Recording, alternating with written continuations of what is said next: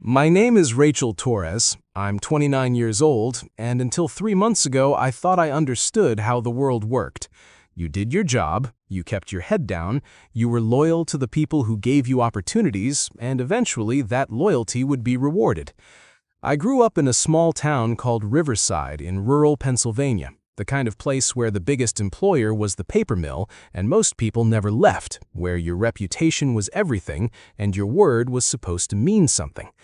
My parents both worked at the mill, my father in maintenance and my mother in the office, and they raised me and my younger brother Danny to believe in hard work and integrity. When I graduated from community college with an associate degree in business administration, I was determined to do more than stay in Riverside and work at the mill like everyone expected. I wanted something bigger, something that felt like progress, like I was building toward a real future. I got my chance when I was 23 and landed an entry-level position at Garrison Industries, a mid-sized manufacturing company based in Harrisburg, about an hour from Riverside. Garrison made industrial components, parts for machinery, automotive supplies, that kind of thing. And they'd been around for 40 years, founded by Robert Garrison, who still ran the company with his son Tyler as VP of Operations. It wasn't glamorous work, but it was stable, and it paid better than anything I could get in Riverside, so I took the job as an administrative assistant in the operations department, and I worked hard. I came in early, stayed late, volunteered for extra projects, learned everything I could about how the company functioned. Within 2 years, I was promoted to operations coordinator, and by the time I was 27, I was the executive assistant to Tyler Garrison himself.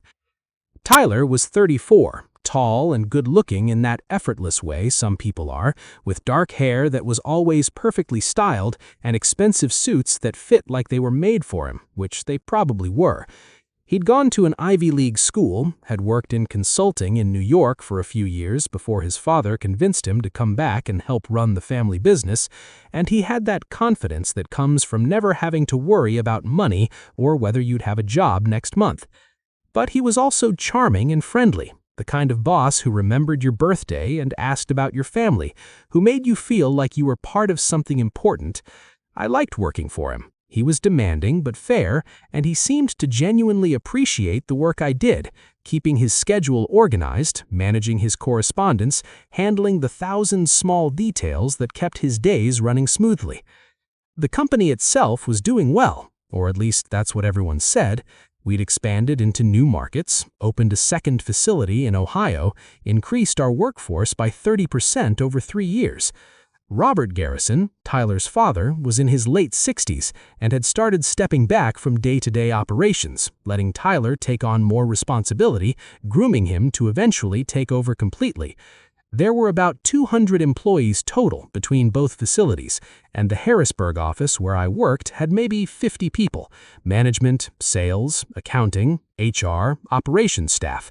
It was small enough that you knew most people by name, that there was a sense of community, of all being on the same team, working toward the same goals. I felt lucky to be there, lucky to have worked my way up from an entry-level position to being the right hand of the VP, lucky to be making enough money that I could afford my own apartment and help my parents out when they needed it and start saving for the future. Everything changed in October. It started with small things I didn't think much about at the time, Tyler being more stressed than usual, taking calls behind closed doors, having meetings with his father and the CFO that I wasn't asked to sit in on or take notes for, which was unusual. He had always included me in everything, said I needed to understand the full picture to do my job effectively, but suddenly there were conversations I wasn't part of, documents I wasn't asked to prepare or file. When I asked if everything was okay, he'd smile and say it was fine, just some complicated financial stuff, nothing for me to worry about. I believed him because I wanted to believe him, because he'd never given me a reason not to trust him, because the alternative, that something was seriously wrong, was too unsettling to consider. Then, in early November, 2 men in dark suits showed up at the office asking to speak with Robert Garrison.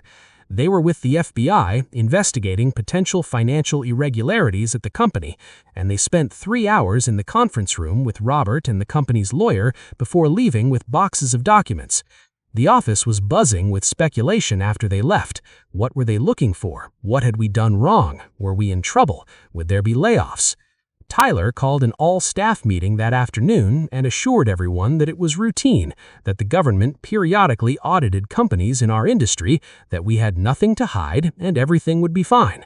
He was calm and confident, and most people seemed reassured, but I could see the tension in his jaw, the way his hands gripped the edges of the podium just a little too tightly. Over the next 2 weeks, the FBI came back twice more, and each time they left with more documents, more files, more evidence of whatever they were investigating.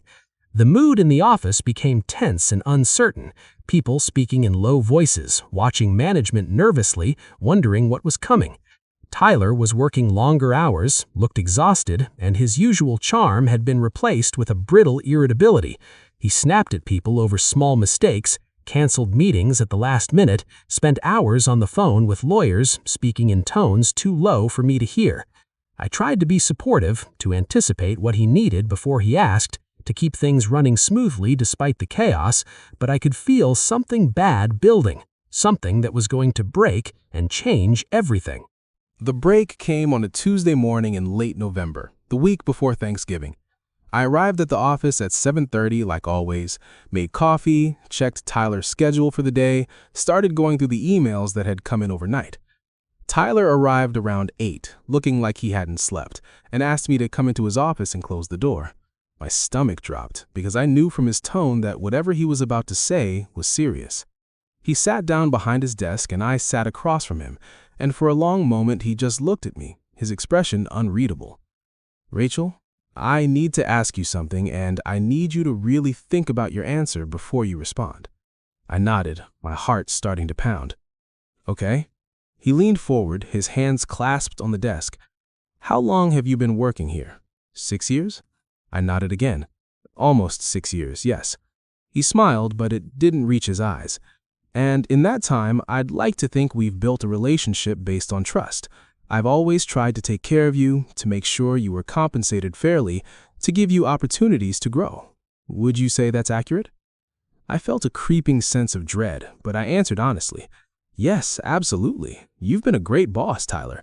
I've learned so much working for you." He nodded slowly. "Good. I'm glad you feel that way. Because I'm in a situation where I need help, and you're one of the few people I trust enough to ask." He stood up and walked to the window, looking out at the parking lot below, and when he spoke again, his voice was quieter, almost vulnerable. "The FBI investigation. It's more serious than I let on at the meeting. They think there have been financial improprieties, money being moved around in ways that aren't entirely legal, and they're looking for someone to hold responsible." He turned back to face me. "The thing is, Rachel, most of this happened before I really understood what was going on. My father made some decisions, set up some systems, and I just continued them because that's how things had always been done. I didn't know they were problematic until the investigation started, and by then it was too late." I sat there, trying to process what he was telling me, trying to understand why he was telling me. "I don't understand. What does this have to do with me?" He came back and sat on the edge of his desk, closer to me now, his expression earnest and pleading. "The transactions they're investigating, a lot of them went through accounts and systems that you had access to as my assistant. You processed invoices, you handled vendor payments, you had signing authority on certain accounts." My blood went cold. "Tyler, I only did what you told me to do. I processed the paperwork you gave me. I didn't know there was anything wrong with any of it." He held up his hands. "I know that. I know you were just doing your job. But the way it looks on paper, the way the FBI is interpreting the evidence, it could appear that you were the one orchestrating these transactions, that you were the one with the knowledge and the access to make them happen." I stood up, my legs shaking. "That's not true. That's not what happened. I was following your instructions, your father's instructions. I didn't make any decisions about where money went or how it was allocated." He nodded sympathetically. "I believe you, Rachel, but the problem is proving that. The problem is that my father and I can claim we trusted you to handle these things appropriately, that we delegated authority to you and you abused that trust. And given that you were the one with hands-on access to the accounts, that story is going to be very believable to a jury." I felt like the floor had dropped out from under me. You're saying you're going to blame me? You're going to let me take the fall for whatever you and your father did? He stood up and put his hand on my shoulder, and I flinched away from him. I'm saying that someone is going to take the fall for this, and it's either going to be you or it's going to be me and my father. And if it's us, the company goes under. 200 people lose their jobs, families lose their income. The whole thing collapses. But if it's you, if you agree to accept responsibility, to say that you made some mistakes in how you handled the accounts, that you didn't fully understand the regulations, then the company survives. We pay the fines, we implement new oversight, and everyone keeps their jobs. Including you, eventually, once this all blows over. I stared at him, this man I'd trusted, this man I'd worked so hard for, and I couldn't believe what I was hearing. You want me to go to prison so you can protect your family's company? His expression hardened slightly. I'm saying that someone is going to take the fall for this, and it's either going to be you or it's going to be me and my father. And if it's us, the company goes under. 200 people lose their jobs, families lose their income. The whole thing collapses. But if it's you, if you agree to accept responsibility, to say that you made some mistakes in how you handled the accounts, that you didn't fully understand the regulations, then the company survives. We pay the fines, we implement new oversight, and everyone keeps their jobs. Including you, eventually, once this all blows over. I stared at him, this man I'd trusted, this man I'd worked so hard for, and I couldn't believe what I was hearing. You want me to go to prison so you can protect your family's company? His expression hardened slightly. I'm saying that someone is going to take the fall for this, and it's either going to be you or it's going to be me and my father. And if it's us, the company goes under. 200 people lose their jobs, families lose their income. The whole thing collapses. But if it's you, if you agree to accept responsibility, to say that you made some mistakes in how you handled the accounts, that you didn't fully understand the regulations, then the company survives. We pay the fines, we implement new oversight, and everyone keeps their jobs. Including you, eventually, once this all blows over. I stared at him, this man I'd trusted, this man I'd worked so hard for, and I couldn't believe what I was hearing. You want me to go to prison so you can protect your family's company? His expression hardened slightly. I'm saying that someone is going to take the fall for this, and it's either going to be you or it's going to be me and my father. And if it's us, the company goes under. 200 people lose their jobs, families lose their income. The whole thing collapses. But if it's you, if you agree to accept responsibility, to say that you made some mistakes in how you handled the accounts, that you didn't fully understand the regulations, then the company survives. We pay the fines, we implement new oversight, and everyone keeps their jobs. Including you, eventually, once this all blows over. I stared at him, this man I'd trusted, this man I'd worked so hard for, and I couldn't believe what I was hearing. You want me to go to prison so you can protect your family's company? His expression hardened slightly. I'm saying that someone is going to take the fall for this, and it's either going to be you or it's going to be me and my father. And if it's us, the company goes under. 200 people lose their jobs, families lose their income.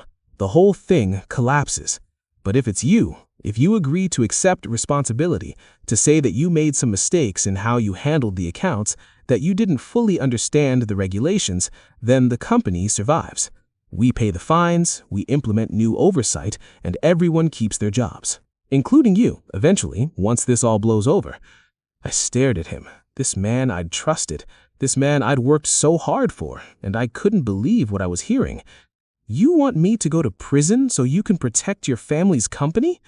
His expression hardened slightly. I'm saying that someone is going to take the fall for this, and it's either going to be you or it's going to be me and my father. And if it's us, the company goes under. 200 people lose their jobs, families lose their income. The whole thing collapses. But if it's you, if you agree to accept responsibility, to say that you made some mistakes in how you handled the accounts, that you didn't fully understand the regulations, then the company survives. We pay the fines, we implement new oversight, and everyone keeps their jobs. Including you, eventually, once this all blows over. I stared at him, this man I'd trusted, this man I'd worked so hard for, and I couldn't believe what I was hearing. You want me to go to prison so you can protect your family's company? His expression hardened slightly. I'm saying that someone is going to take the fall for this, and it's either going to be you or it's going to be me and my father. And if it's us, the company goes under. 200 people lose their jobs. Families lose their income. The whole thing collapses. But if it's you, if you agree to accept responsibility, to say that you made some mistakes in how you handled the accounts, that you didn't fully understand the regulations, then the company survives. We pay the fines, we implement new oversight, and everyone keeps their jobs. Including you, eventually, once this all blows over. I stared at him, this man I'd trusted, this man I'd worked so hard for, and I couldn't believe what I was hearing. You want me to go to prison so you can protect your family's company? His expression hardened slightly. I'm saying that someone is going to take the fall for this, and it's either going to be you or it's going to be me and my father. And if it's us, the company goes under. 200 people lose their jobs. Families lose their income. The whole thing collapses. But if it's you, if you agree to accept responsibility, to say that you made some mistakes in how you handled the accounts, that you didn't fully understand the regulations, then the company survives. We pay the fines, we implement new oversight, and everyone keeps their jobs. Including you, eventually, once this all blows over. I stared at him, this man I'd trusted, this man I'd worked so hard for, and I couldn't believe what I was hearing. You want me to go to prison so you can protect your family's company? His expression hardened slightly. I'm saying that someone is going to take the fall for this, and it's either going to be you or it's going to be me and my father. And if it's us, the company goes under. 200 people lose their jobs. Families lose their income. The whole thing collapses. But if it's you, if you agree to accept responsibility, to say that you made some mistakes in how you handled the accounts, that you didn't fully understand the regulations, then the company survives. We pay the fines, we implement new oversight, and everyone keeps their. Agent Shen and Agent Webb spent the next 2 hours explaining what would happen, what I needed to do, what the risks were. They were careful to tell me that wearing a wire wasn't without danger, that if Tyler suspected anything, he could become hostile, that I should have a safe word to use if I felt threatened and they'd come in immediately. The safe word was Thanksgiving, appropriate since the holiday was only 2 days away, easy to work into conversation naturally. They showed me the device I'd be wearing, a small microphone that would be taped to my chest under my shirt, nearly invisible, and a transmitter that would go in my purse. They'd be parked outside the Garrison Industries building in an unmarked van, listening to everything, ready to intervene if necessary. Agent Shen asked me multiple times if I was sure I wanted to do this, if I understood that once we started there was no going back, and each time I said yes, I was sure. Because the alternative was letting Tyler make me the scapegoat for crimes I didn't commit. We scheduled it for Thursday morning, the day before Thanksgiving, figuring the office would be quieter with some people already on vacation, fewer witnesses to worry about. I was supposed to call Tyler that evening and tell him I'd thought about his offer and I wanted to discuss it further, set up a meeting for first thing Thursday. Agent Webb coached me on what to say, how to sound uncertain but willing to cooperate, how to get Tyler talking without being so obvious that he'd get suspicious. My hands were shaking when I made the call, but I managed to keep my voice steady. Tyler answered on the second ring, and I could hear the relief in his voice when I said I'd been thinking about what he'd said, that I wanted to understand exactly what would happen if I agreed to help. He said, of course, we should meet tomorrow morning before the office got busy, say 7:30, and we could go over all the details. I agreed and hung up, and Agent Shen squeezed my shoulder and said I'd done great, that everything was going to be okay. I didn't sleep that night. I lay in bed staring at the ceiling, playing out every possible scenario in my mind. What if Tyler figured out I was wearing a wire? What if he didn't say anything incriminating? What if the FBI decided they didn't have enough evidence and I'd burned this bridge for nothing? What if Garrison Industries came after me with their lawyers and destroyed me anyway? But I also thought about my parents, about how they'd raised me to tell the truth even when it was hard, about how disappointed they'd be if I let myself be used as a scapegoat just because I was too scared to fight back. I thought about all the other employees at Garrison who had no idea what Tyler and Robert had been doing, who would lose their jobs if the company went under, but who deserved to know the truth about who was really responsible. And I thought about myself, about the life I'd worked so hard to build, and how I wasn't going to let Tyler Garrison take that away from me without a fight. Thursday morning came cold and gray, the kind of November day in Pennsylvania where the sky is low and heavy and it feels like snow even though none is falling. I met Agent Chen and Agent Webb in a parking lot a few blocks from the Garrison building at 6:45, and they fitted me with the wire in the back of their van, taping the microphone carefully to my sternum and running the wire down to the transmitter that went in my purse.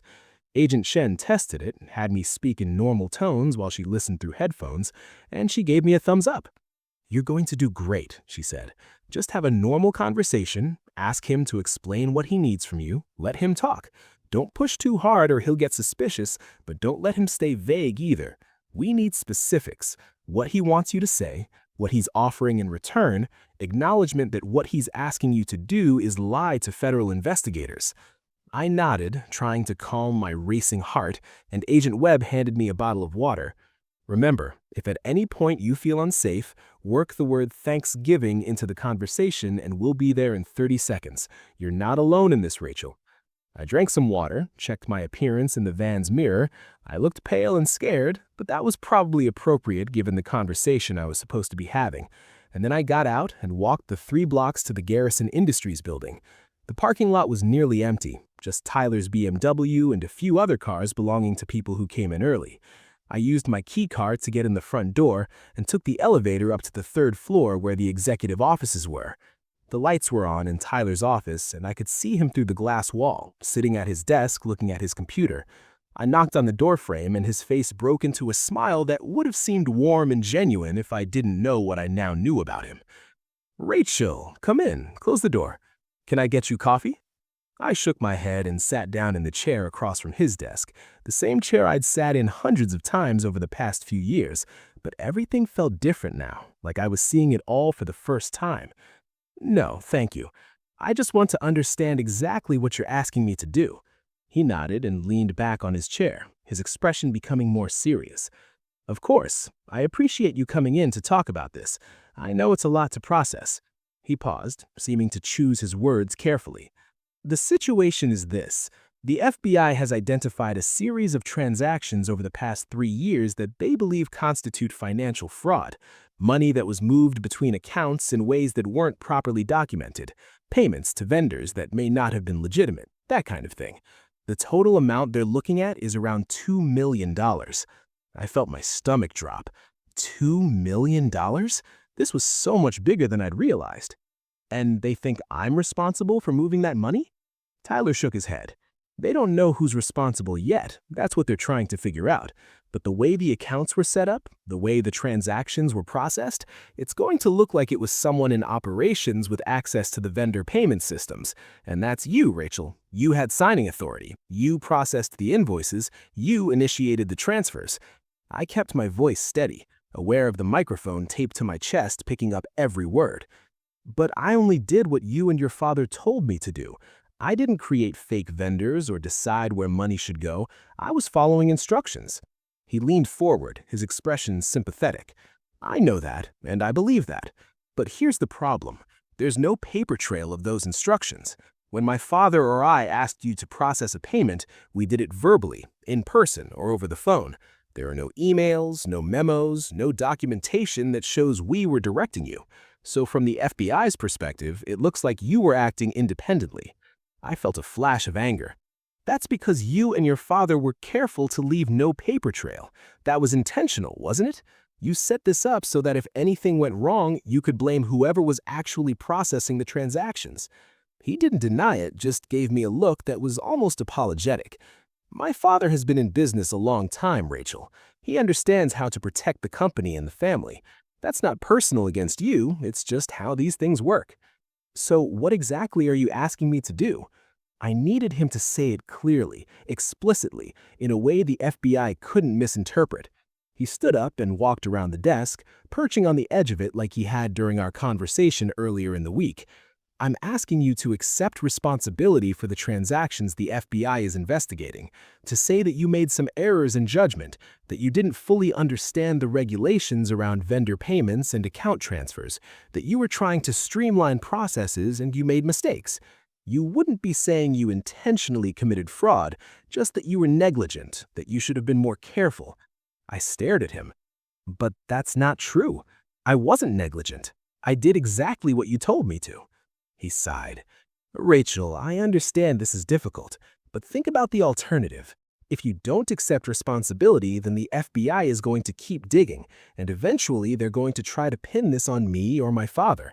And if that happens, we'll have no choice but to defend ourselves, which means our lawyers will argue that we trusted you to handle these matters appropriately, and you betrayed that trust. They'll paint you as someone who took advantage of your position, who saw an opportunity to skim money or help vendors you had relations with, and who got caught. And I promise you, Rachel, our lawyers are very good at what they do. They will make that story believable, and you'll end up facing much more serious charges than if you just cooperate now. I felt sick, but I pushed forward. And if I do what you're asking, if I say I was negligent and I made mistakes? He smiled, and there was relief in it. Then we make this go away as quietly as possible. You plead to a lesser charge, probably something like negligent mismanagement of corporate funds. You'd be looking at maybe 18 months, possibly less with good behavior, and we'd make sure you had the best defense attorney money can buy to negotiate the lightest sentence possible. While you're serving your time, we'd keep you on the payroll. Call it administrative leave or something, so you'd still have income. And when you get out, you come back to Garrison Industries in a consulting role with a salary of $200,000 a year. You'd be set for life, Rachel.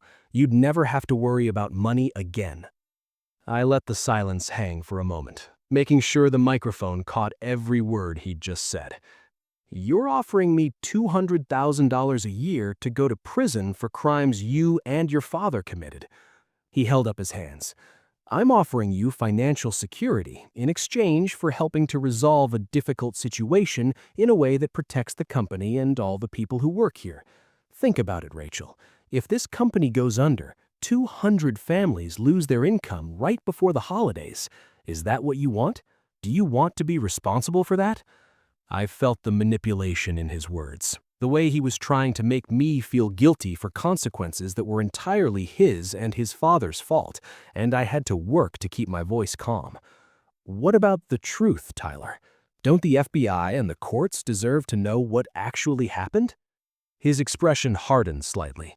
The truth is complicated. The truth is that business sometimes requires creative solutions to complex problems, and sometimes those solutions exist in gray areas that regulators don't understand or appreciate. My father built this company from nothing, created jobs, contributed to the community, and now some bureaucrats in Washington want to destroy all of that because of some technicalities about how money moved between accounts. That's the truth, Rachel, and I'm asking you to help us protect what we've built.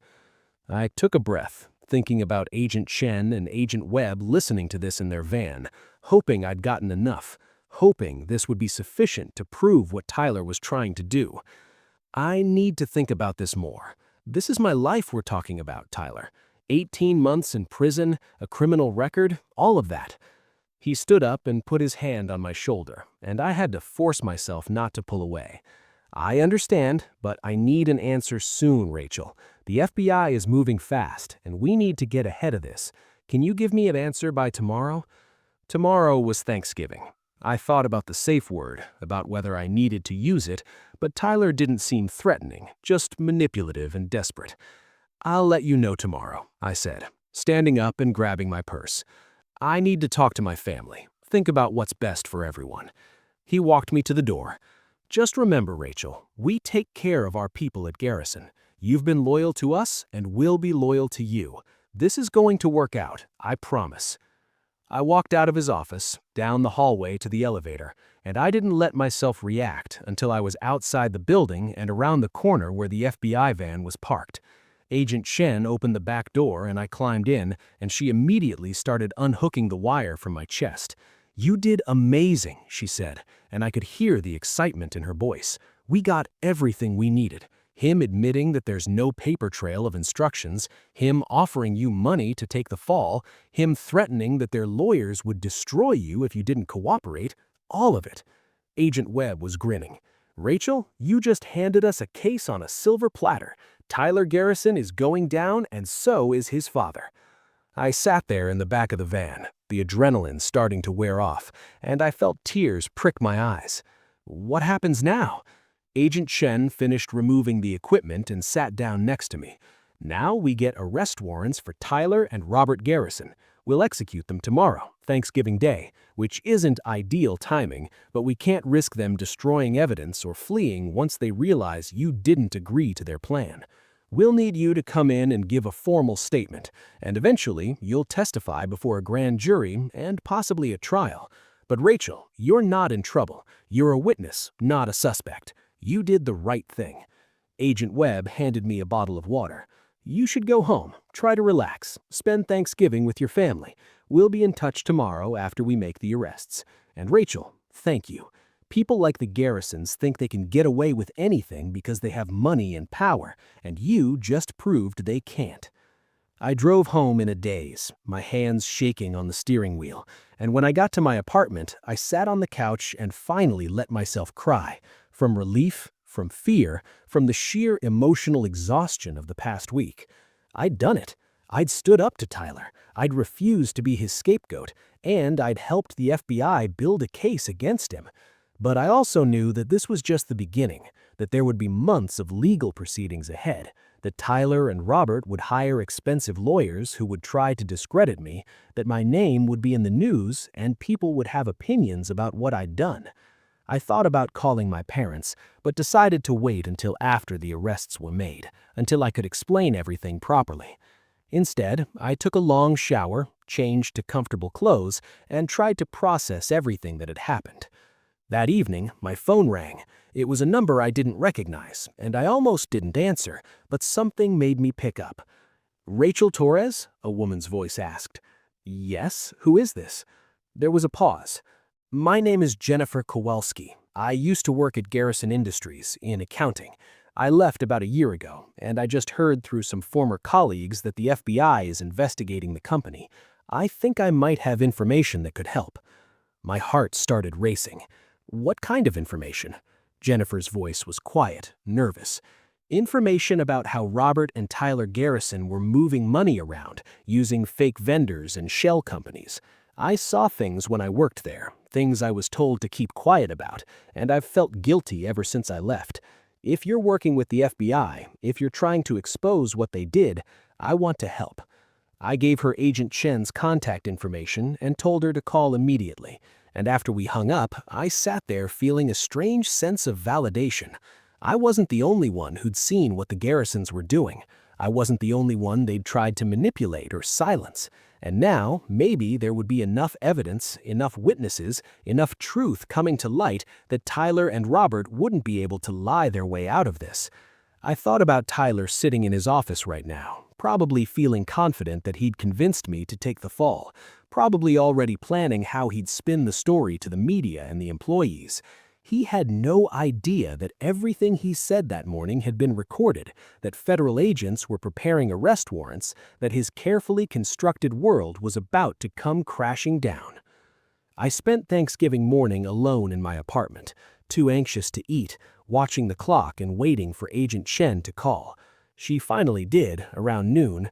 "It's done," she said. "We arrested Tyler at his home this morning and Robert at his country club. Both are being processed now, and they'll be arraigned on Monday. The charges include wire fraud, money laundering, and obstruction of justice. We also arrested the CFO, who we believe was complicit in setting up the shell companies. Rachel, this is a big case, and it's going to get a lot of media attention. Are you prepared for that?" I thought about it, about my name being in the papers, about people in Riverside reading about me and having opinions about my parents having to field questions from neighbors and friends. "I don't know if I'm prepared," I said honestly, "but I know I did the right thing, and I'm going to have to deal with whatever comes from that."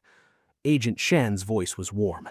"You did do the right thing, and we're going to make sure you're protected throughout this process. If you get any threats or harassment, you call me immediately, understood?" I said yes, and we hung up, and I sat there in my quiet apartment on Thanksgiving Day, alone but not lonely, scared but not regretful, and I thought about how much my life had changed in just 1 week. 7 days ago, I was Tyler Garrison's loyal assistant, believing that hard work and loyalty would be rewarded, trusting that the people I worked for had integrity. Now, I was a federal witness in a major fraud case. My career at Garrison was over, and I had no idea what came next. But I also knew something I didn't know before. I knew that I was stronger than I thought, that I could stand up to powerful people when they tried to use me, that I could choose truth over convenience, even when it was terrifying. I finally called my parents that evening and told them everything. My mother cried, my father was silent for a long time, and then he said, "I'm proud of you, mija. You did what was right even though it was hard. That takes courage." We talked for over an hour, and they insisted I come home to Riverside for the weekend, that I shouldn't be alone right now. And I agreed because I needed to be around people who loved me, who knew me before any of this happened. I packed a bag and drove the hour to Riverside, and when I pulled up to my parents' house on Elm Street, they were both waiting on the porch, and my mother hugged me so tight I could barely breathe, and my father said, "Welcome home, Rachel. You're safe now." And for the first time in a week, I believed it. I spent the weekend in Riverside trying to pretend everything was normal, helping my mother cook, watching football with my father, avoiding the news, even though I knew the story about the Garrison arrests was everywhere. My brother Danny came over on Saturday with his wife Lisa and their 2 kids, and they were careful not to ask too many questions, just hugged me and told me they were proud of me and that everything would work out. It felt good to be around family, to be reminded that I had people who cared about me, regardless of what was happening with the case. But I also felt restless and anxious, like I was waiting for the other shoe to drop. On Sunday evening, Agent Chen called to tell me that Tyler and Robert had both posted bail and were out, that they'd hired a high-profile defense attorney from Philadelphia named Marcus Hale, who was already talking to the media about how his clients were innocent and being persecuted by overzealous federal prosecutors. "He's going to try to make you look bad," Agent Chen warned. "He's going to dig into your background, look for anything he can use to discredit you as a witness. I need you to be prepared for that, Rachel. Is there anything in your past that could be used against you? Anything you need to tell me now before it comes out in court?" I thought about it, running through my life looking for scandals or secrets, and came up empty. No, nothing. I've never been arrested, never been in serious trouble. I had a DUI when I was 21, but I did the classes and paid the fine, and it's off my record now. That's it. Agent Chen sounded relieved. "Okay, that's good. The DUI might come up, but it's minor, and it was a long time ago. Just be honest if anyone asks about it. Don't try to hide it or minimize it. The key to being a good witness is credibility, and credibility comes from telling the truth, even when it's uncomfortable." I drove back to Harrisburg on Sunday night, and when I got to my apartment, there was a letter taped to my door. No stamp, no return address, just my name written in block letters on a plain white envelope. My hands were shaking as I opened it, and inside was a single sheet of paper with a typed message. "You made a big mistake.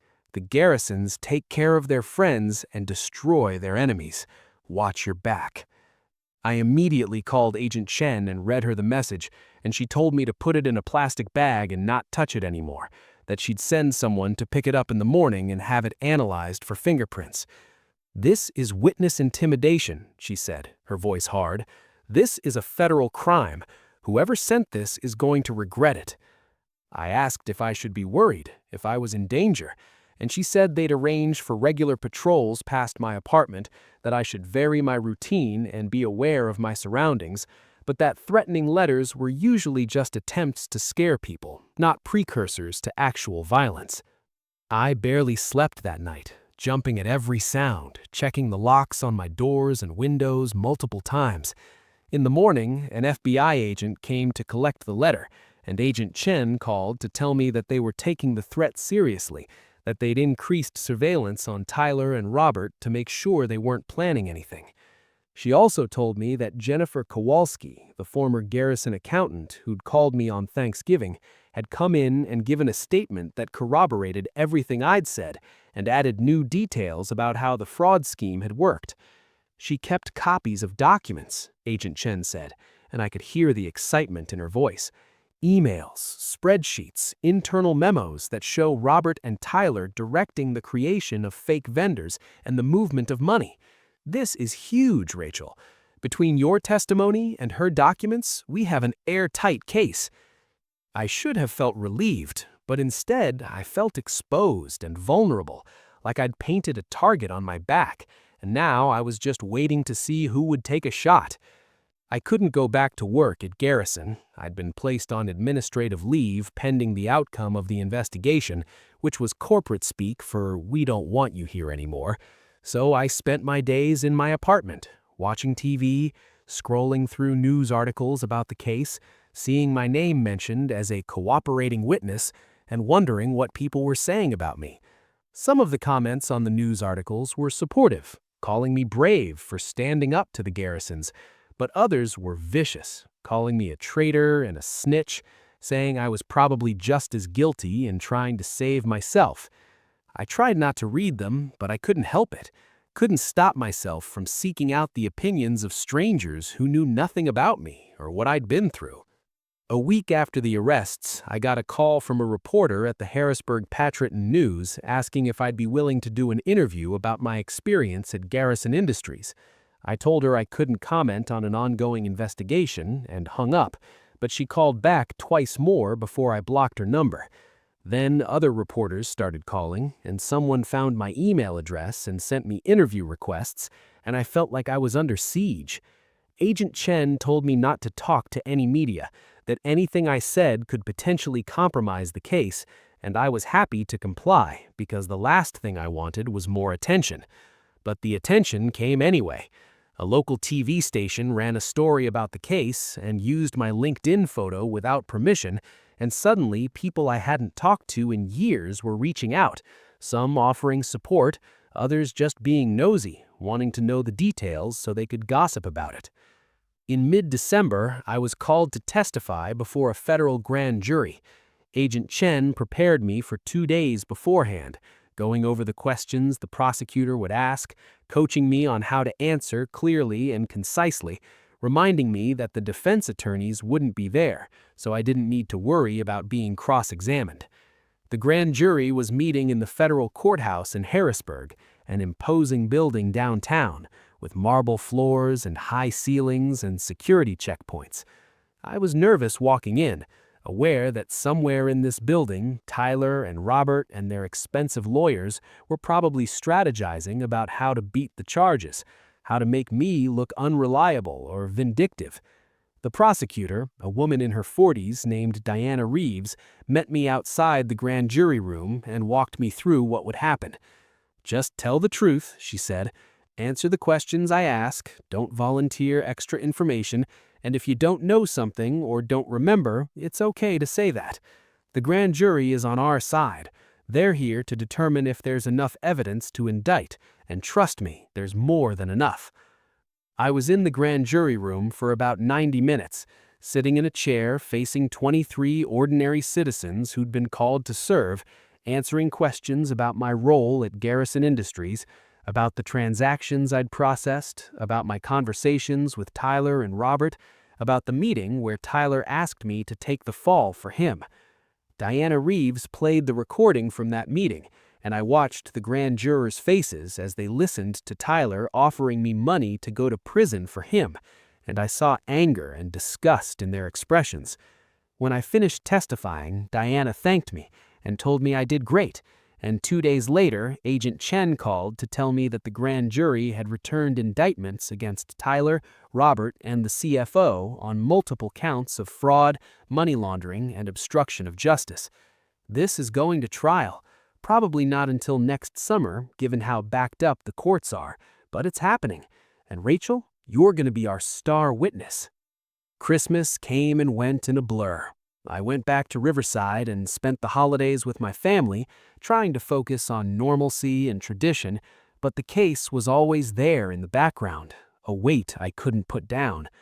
My parents were supportive, but worried, constantly asking if I was okay, if I needed anything, if the FBI was protecting me. Danny pulled me aside on Christmas Eve and asked if I needed money, said he and Lisa had some savings and they wanted to help if I was struggling. I told him I was okay for now. I'd been collecting unemployment since Garrison officially terminated my employment in early December, and I had some savings. That's the truth. I didn't know how I was going to support myself long term. Who was going to hire me now? My name was all over the news as a witness in a major fraud case, and any potential employer who Googled me would find dozens of articles about the Garrison scandal. I felt like I'd been marked, branded as someone who couldn't be trusted, even though all I'd done was refuse to lie for people who'd tried to use me. In January, Marcus Hale, the Garrison's defense attorney, filed a motion to have my testimony excluded from trial, arguing that I was an unreliable witness with a motive to lie in order to avoid prosecution myself. The motion included a detailed attack on my character, bringing up the DUI when I was 21, claiming I had a history of poor judgment and dishonesty, and suggesting that I'd been skimming money from Garrison accounts and had only cooperated with the FBI to avoid being charged. I read the motion in disbelief, seeing my life twisted and distorted into something unrecognizable, and I called Agent Chen in tears. They're lying about me. They're making me sound like a criminal when I didn't do anything wrong. Agent Chen's voice was calm and steady. This is what defense attorneys do, Rachel. They attack the credibility of witnesses because that's their job. But we have the recording of Tyler asking you to take the fall. We have Jennifer Kowalski's testimony and documents. We have bank records that show exactly where the money went. The judge isn't going to exclude your testimony, and a jury is going to see through their lies. You just have to stay strong. The judge denied the motion 2 weeks later, ruling that my testimony was relevant and admissible, and that any questions about my credibility could be addressed during cross-examination at trial. It was a victory, but it didn't feel like one. It felt like I was being dragged through the mud, my reputation destroyed, my life put on hold indefinitely while lawyers argued about things that had nothing to do with the truth of what had happened. I started seeing a therapist, a woman named Dr. Patricia Moss, who specialized in trauma and anxiety, and she helped me process the anger and fear and helplessness I was feeling. "You're grieving," she told me during one session. "You're grieving the loss of the life you thought you had, the career you thought you were building, the trust you had in people you worked for. That's a real loss, and it's okay to be angry and sad about it." I cried in her office more times than I could count, and slowly, week by week, I started to feel a little bit stronger, a little bit more capable of handling whatever came next. In February, I got a call from an unexpected source, a woman named Diane Pritchard who worked in HR at a mid-sized tech company in Harrisburg. She'd read about the Garrison case and wanted to know if I'd be interested in interviewing for an administrative position at her company. "I know your situation is complicated," she said, "but I've been following the case, and it seems to me like you did the right thing in a difficult situation. We need people with integrity, and I think you might be a good fit for our team." I was so surprised I almost didn't know what to say. I'd assumed I was unemployable, that no one would want to take a chance on someone involved in a federal fraud case, but here was someone offering me an opportunity. I interviewed the following week, and they offered me the job 2 days later. Less money than I'd been making at Garrison, but enough to live on, and more importantly, a chance to start rebuilding my professional life. I started the new job in early March, and it felt strange to be back in an office environment, to have a routine again, to be around people who didn't know every detail of what I'd been through. My coworkers were friendly, but not intrusive, and Diane had clearly told them not to ask me about the Garrison case, which I appreciated. I threw myself into the work, grateful for the distraction, grateful to feel useful and productive again. But the case was never far from my mind. Agent Chen called regularly with updates. The trial date had been set for July, the prosecution was finalizing their witness list, Marcus Hale was filing motion after motion trying to get evidence excluded or the charges dismissed. And then in April, something happened that changed everything. Agent Chen called me on a Tuesday afternoon, and I could hear the tension in her voice immediately. "Rachel, we need to talk. Can you come to the field office this afternoon?" I told her I'd be there in an hour, and I spent the drive imagining worst-case scenarios. The case was falling apart, the Garrisons had found some way to discredit me, the trial was being postponed indefinitely. When I arrived, Agent Chen and Agent Webb were waiting in a conference room with Diana Reeves, the prosecutor, and all three of them looked serious. "What's wrong?" I asked, sitting down. Diana leaned forward. "We've received information that someone connected to the Garrison family has been trying to bribe or intimidate potential witnesses. We don't have all the details yet, but we're taking it very seriously. We wanted to let you know in case anyone approaches you or contacts you in any way that seems suspicious." My stomach dropped. "Do you think I'm in danger?" Agent Webb shook his head. "We don't have any specific threats against you, but we're increasing security measures just to be safe. We're also investigating who's behind the witness tampering, and if we can prove it's connected to Tyler or Robert, that's additional charges we can bring."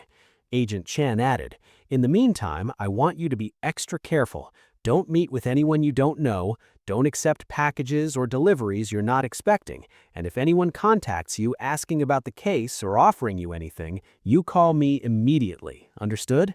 I nodded, feeling the familiar anxiety creeping back, the sense that I was never going to be free of this, that the Garrisons would keep coming after me in one way or another until they'd destroyed me or the case was over.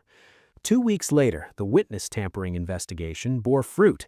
The FBI arrested a private investigator named Carl Brennan, who'd been hired by someone in the Garrison family, they wouldn't say who yet, to dig up dirt on witnesses and, in at least one case, offer money in exchange for refusing to testify.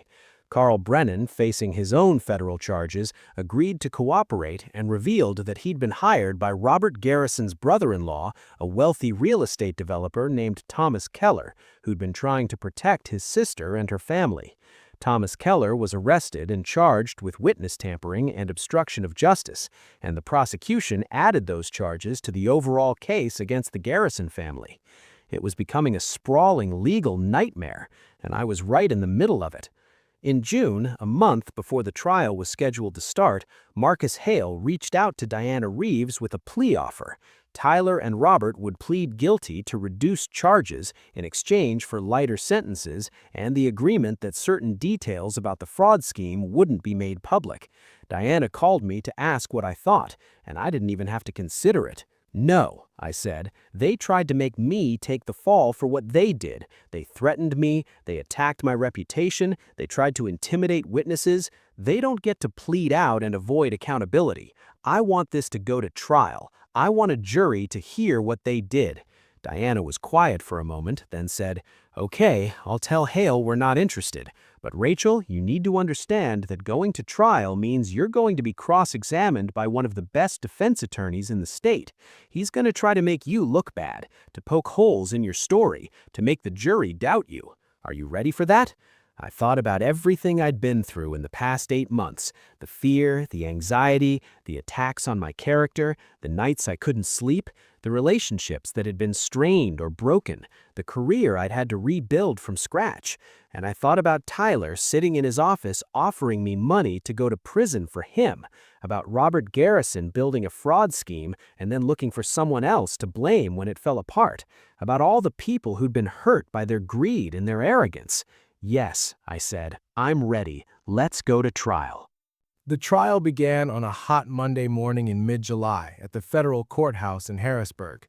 I arrived early with Agent Chen, who'd offered to accompany me for moral support, and we had to push through a crowd of reporters and camera crews gathered on the courthouse steps. Someone shouted my name and asked how I was feeling, and I kept my head down and didn't respond. Just followed Agent Chen through security and up to the 3rd floor where the courtroom was located. The hallway outside was packed with people, other witnesses, lawyers, journalists, curious onlookers who'd come to watch what the local news was calling the biggest white-collar crime trial in Pennsylvania in a decade. I saw Jennifer Kowalski, the former Garrison accountant, standing near the water fountain, looking as nervous as I felt, and we exchanged a small nod of solidarity. We were in this together, 2 women who'd refused to let powerful men use us as scapegoats. The courtroom itself was smaller than I'd expected, with dark wood paneling and rows of benches for spectators that were already filling up. At the defense table sat Tyler and Robert Garrison, both in expensive suits, flanked by Marcus Hale and two other attorneys from his firm. Tyler looked thinner than I remembered, his face drawn and tired, and when he glanced back and saw me, his expression hardened into something cold and hostile. Robert, on the other hand, looked defiant, almost bored, like this was all a minor inconvenience rather than a trial that could send him to prison for years.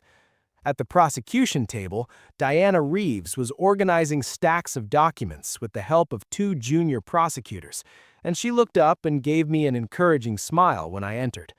Agent Chen walked me to a seat in the second row behind the prosecution and told me she'd be right there if I needed anything. Judge Margaret Thornton entered at 9 o'clock sharp, a woman in her 60s with steel gray hair and a reputation for running an efficient courtroom. Everyone stood, and she took her seat at the bench and immediately began addressing the jury selection process. It took 2 full days to seat a jury, 12 citizens plus 4 alternates, a mix of ages and backgrounds, people who would ultimately decide whether Tyler and Robert Garrison were guilty of the crimes they'd been charged with. I watched the potential jurors being questioned, watched Marcus Hale try to eliminate anyone who seemed too sympathetic to the prosecution, watched Diana Reeves do the same in reverse. By Wednesday afternoon, the jury was seated, and Judge Thornton announced that opening statements would begin Thursday morning. I wasn't in the courtroom for opening statements. Witnesses weren't allowed to watch the trial before they testified to prevent their testimony from being influenced by what they heard, but Agent Chen filled me in afterward. Diana Reeves had laid out the prosecution's case methodically, explaining how Tyler and Robert Garrison had created a scheme to defraud their own company by setting up fake vendors and shell companies, funneling money out of Garrison Industries and into accounts they controlled, and then attempting to blame an innocent employee when federal investigators started asking questions.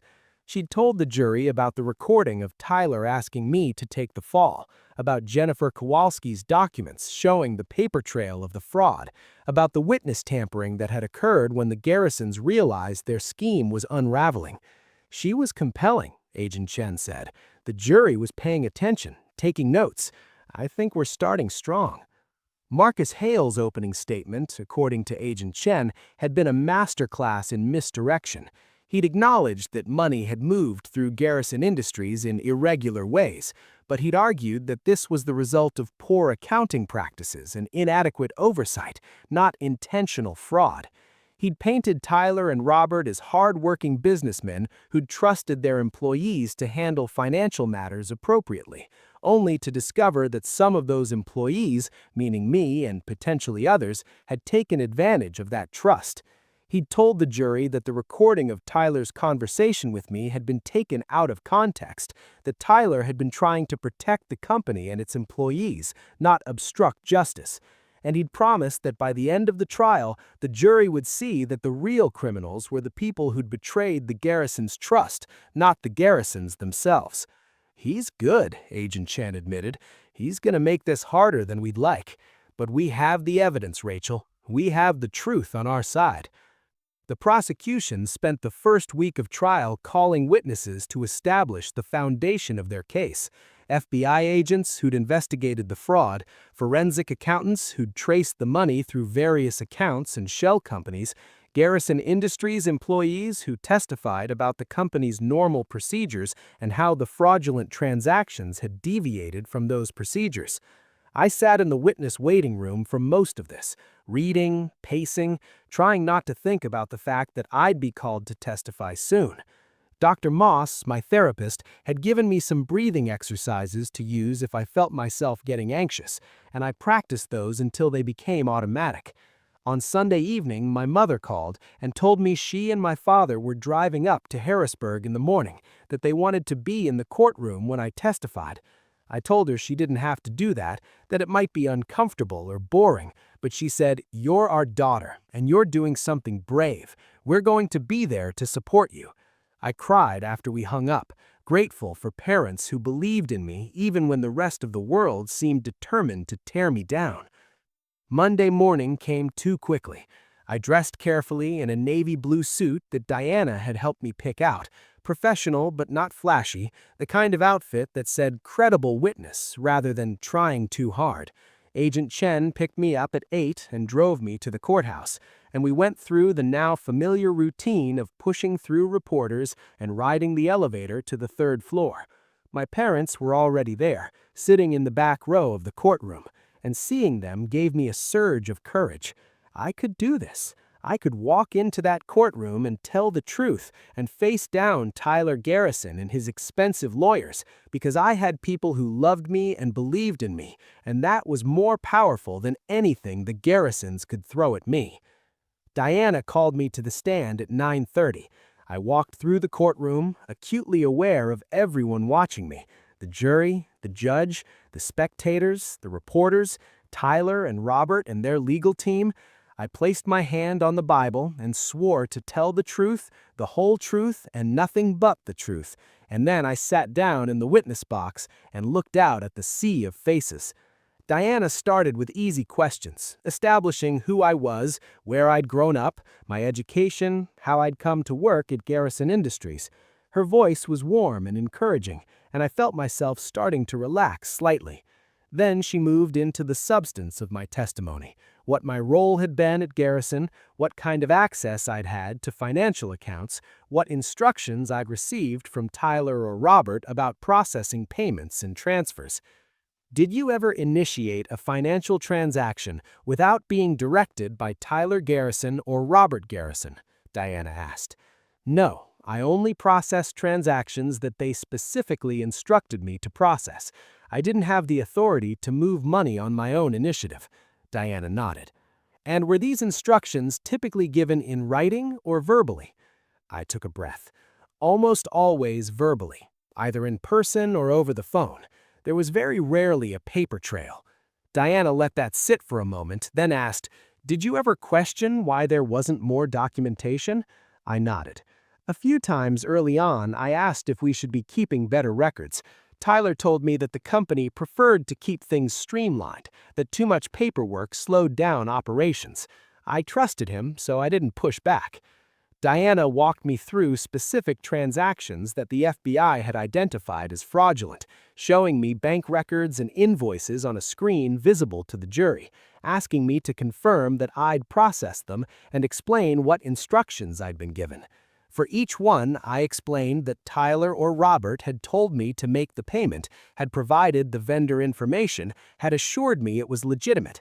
The jury was paying close attention, several of them taking notes, and I tried to make eye contact with them as I spoke, to show them I had nothing to hide. Then Diana got to the crucial part, the conversation where Tyler had asked me to take the fall. "Can you tell the jury what happened on November 21st of last year?" she asked. I described walking into Tyler's office, the conversation we'd had, his admission that there was no paper trail of instructions, his offer to pay me to accept responsibility for the fraud. Diana played the recording, and the courtroom was silent except for Tyler's voice explaining how he'd set things up so that I would look responsible, offering me $200,000 a year if I'd go to prison for him. I watched the jury as they listened, saw several of them glance over at Tyler with expressions of disgust or unbelief. When the recording ended, Diana asked, "How did you feel when Tyler Garrison made this offer to you?" I looked directly at Tyler as I answered. I felt betrayed. I'd worked for him for years. I'd been loyal and hardworking, and he was asking me to throw away my life to protect him and his father. I felt like everything I'd believed about the company and about him had been a lie. Diana asked a few more questions, then said, "No further questions, Your Honor." Judge Thornton looked at Marcus Hale. "Cross-examination?" Hale stood up, buttoning his suit jacket, and approached the witness stand with a smile that didn't reach his eyes. "Good morning, Miss Torres." I nodded. "Good morning." He dove right in. "You testified that you only processed transactions that Tyler or Robert Garrison specifically instructed you to process, is that correct?" I said yes. And yet, you also testified that these instructions were almost always given verbally with no paper trail. So really, we only have your word that these instructions were given at all, don't we? I kept my voice steady. That's correct, but that's how the company operated. Tyler and Robert deliberately avoided creating documentation. Hale raised his eyebrows. Or perhaps you're claiming they gave you verbal instructions because you know there's no way to prove they didn't, and it's a convenient way to shift blame for your own actions. Diana stood up. Objection, Your Honor. Argumentative. Judge Thornton nodded. Sustained. Mr. Hale, please rephrase. Hale smiled. Miss Torres, isn't it true that you had signing authority on multiple Garrison Industries accounts? I said yes. And isn't it true that you could have initiated transactions without anyone else's approval? I shook my head. Technically, yes, I had the access, but I never used it without being told to. That wasn't my job. Hale picked up a document from his table. I'm showing you what's been marked as Defense Exhibit 12. This is a bank record showing a transfer of $50,000 from a Garrison Industries operating account to a vendor called Summit Solutions on March 15th of last year. Do you recognize this transaction? I looked at the document. Yes, I processed that transfer. Hale nodded. And can you show the jury any documentation, any email, any memo, any written instruction showing that Tyler or Robert Garrison told you to make this transfer? I felt my stomach tighten. No, there's no written documentation, but Tyler told me to process it. He gave me the vendor information and told me it was for equipment we'd ordered. Hale's smile widened. So again, we only have your word for that. And Ms. Torres, isn't it true that Summit Solutions doesn't actually exist, that it's a shell company with no physical address, no employees, no legitimate business operations? I felt trapped. I didn't know that at the time. I processed the payment because Tyler told me to. Hale leaned against the jury box. Or perhaps you created Summit Solutions yourself, and you're now trying to blame Tyler Garrison for your own fraudulent activity. Diana objected again, and Judge Thornton sustained it, but I could see that Hale had planted a seed of doubt. He continued for another hour, picking apart my testimony, highlighting every transaction where there was no paper trail, suggesting that I'd had the motive and opportunity to commit fraud and was now trying to save myself by cooperating with the FBI. He brought up my DUI from when I was 21, suggesting it showed a pattern of poor judgment. He asked about my financial situation, implying that I might have been desperate for money. He asked why I'd agreed to wear a wire to record Tyler, suggesting that I'd been coached by the FBI to entrap an innocent man. Through it all, I tried to stay calm, to answer his questions honestly, to not let him see how rattled I was. But by the time Judge Thornton called for a lunch recess, I felt exhausted and beaten down, like I'd been through a battle and wasn't sure if I'd won or lost. Agent Shen found me in the witness waiting room during the break and brought me a sandwich I couldn't eat. "You're doing great," she said. "Hale is good, but you're holding your own. The jury can see you're telling the truth." I wasn't so sure. I felt like Hale had made me look incompetent at best, complicit at worst. Diana came in a few minutes later and echoed Agent Shen's reassurance. "He's trying to confuse the jury, to make them think there's reasonable doubt, but we have the recording, Rachel. We have Tyler in his own words asking you to take the fall. That's not something an innocent man does. The jury is going to remember that." I went back on the stand after lunch, and Hale continued his cross-examination for another 2 hours, but I felt slightly more prepared, slightly more able to push back against his insinuations. When he finally said, "No further questions," I felt a wave of relief so intense I almost cried. Diana did a brief redirect examination, asking me to clarify a few points that Hale had muddied, and then I was dismissed. I walked out of the courtroom on shaking legs, and my parents were waiting in the hallway. My mother hugged me and said, "You were so strong, Mija. We're so proud of you." My father just squeezed my shoulder, his eyes wet, and I knew he understood how hard that had been. Agent Shen drove me home, and I spent the rest of the day on my couch, emotionally drained, replaying the cross-examination in my mind and wondering if I'd done enough, if the jury had believed me, if Tyler and Robert were going to walk free because I hadn't been convincing enough. The trial continued for another 3 weeks. Jennifer Kowalski testified and brought her documents which corroborated everything I'd said and added additional evidence of the fraud scheme. Other witnesses testified about the shell companies and the money trail. The FBI agents who'd investigated the case walked the jury through their findings. And then the defense put on their case, calling character witnesses who testified about what upstanding citizens Tyler and Robert were, calling business experts who suggested that the transactions in question were just aggressive but legal business practices, calling a psychologist who testified that the stress of the FBI investigation might have caused Tyler to say things on the recording that he didn't really mean. Marcus Hale was masterful, creating just enough doubt, just enough alternative explanations that I started to worry the jury might not convict. Closing arguments happened on a Friday in early August. Diana Reeves gave a passionate summation of the evidence, reminding the jury of the recording, of the documents, of the pattern of deception and fraud that the Garrisons had engaged in. Marcus Hale countered with a closing argument that painted his clients as victims of overzealous prosecution and disloyal employees. Judge Thornton gave the jury their instructions, and they retired to deliberate. I wasn't in the courtroom for any of this. I was at work, trying to focus on my job, checking my phone every 5 minutes to see if Agent Shen had texted with news. The jury deliberated for 3 days, and with each passing hour, I became more convinced that they were deadlocked, that there would be a hung jury, and we'd have to do this all over again. Then, on Monday afternoon, Agent Shen called. "They have a verdict. Can you get to the courthouse?" I told my boss I had an emergency and drove downtown, my heart pounding. The courtroom was packed when I arrived, every seat filled, reporters lining the walls. I squeezed into a spot in the back row next to my parents, who'd driven up again when they heard the verdict was coming. Tyler and Robert sat at the defense table looking tense, and Marcus Hale was whispering to them urgently. Judge Thornton entered, and the jury filed in, and I tried to read their faces but couldn't. The foreperson, a middle-aged woman who worked as a teacher, stood when Judge Thornton asked if they had reached a verdict. "We have, Your Honor." The clerk read the charges one by one, and after each one, the foreperson said, "Guilty."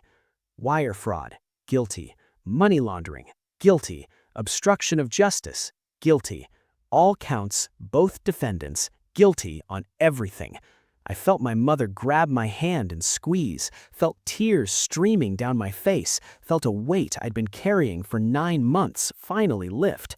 Tyler's face went white, and Robert slumped in his chair, and Marcus Hale was already standing to request that his clients remain free on bail pending sentencing, which Judge Thornton granted over Diana's objection. The courtroom erupted in noise, reporters rushing out to file their stories, spectators reacting, the Garrison family members who'd been attending the trial crying or shouting. I just sat there, overwhelmed, barely able to process that it was over, that we'd won, that Tyler and Robert were going to prison. Agent Shen found me in the hallway afterwards and hugged me. "You did it, Rachel. You stood up to them and you won." Diana Reeves came over and shook my hand. "Thank you for your courage. This case doesn't happen without you." I thanked them both, but I felt numb, disconnected, like I was watching all of this happen to someone else. My parents took me to dinner to celebrate, but I barely tasted the food. I kept thinking about Tyler's face when the verdicts were read, about how his whole world had just collapsed the way he tried to make mine collapse. I didn't feel triumphant or vindicated. I just felt tired and sad and ready for this chapter of my life to be over. Sentencing was scheduled for October, 2 months after the verdict. In the meantime, life slowly started to return to something resembling normal, though I knew it would never be the same as it had been before. I continued working at the tech company, and Diane Pritchard, my boss, called me into her office the day after the verdict and told me she was proud of what I'd done, that the company valued integrity, and I'd demonstrated that in spades. She offered me a promotion to office manager with a significant raise, and I accepted, grateful for the vote of confidence, grateful to have something positive to focus on. My coworkers, who'd been carefully avoiding the topic of the trial, suddenly felt free to congratulate me, to tell me they'd been following the case, to express admiration for how I'd handled everything. It was overwhelming, but also validating. A reminder that not everyone thought I was a traitor or a snitch, that some people understood I'd done the right thing. The media attention was intense for about a week after the verdict, with reporters still calling and emailing requesting interviews, but it gradually died down as other stories took over the news cycle. I did one interview with the Harrisburg Patriot News, carefully vetted by Diana Reeves to make sure I didn't say anything that could impact sentencing, and I tried to explain what it had been like to be caught between loyalty to my employer and loyalty to the truth. The reporter, a woman named Sarah Chen, no relation to Agent Chen, was sympathetic and fair, and the article that ran focused on the broader issues of corporate fraud and the courage it takes for whistleblowers to come forward.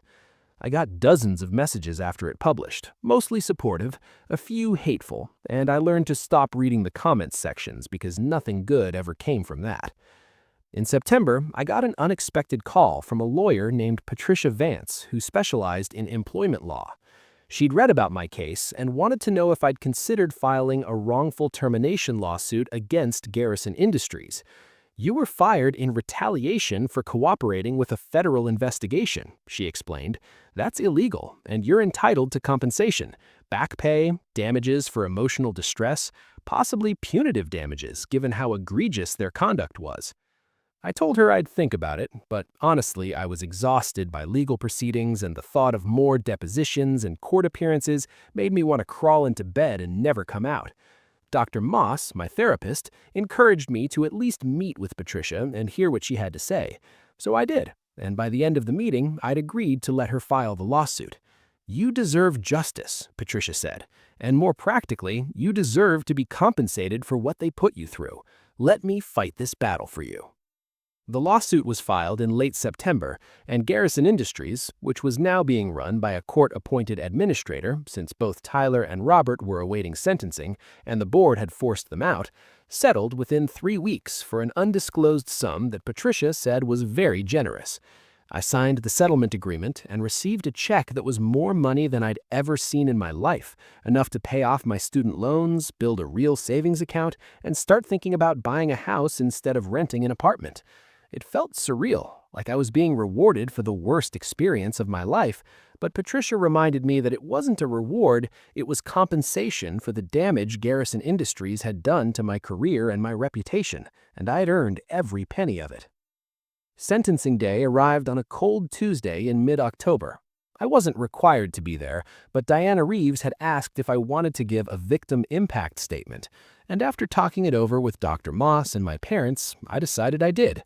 I wanted Tyler and Robert to hear directly from me how their actions had affected my life, and I wanted the judge to understand the full scope of the harm they'd caused.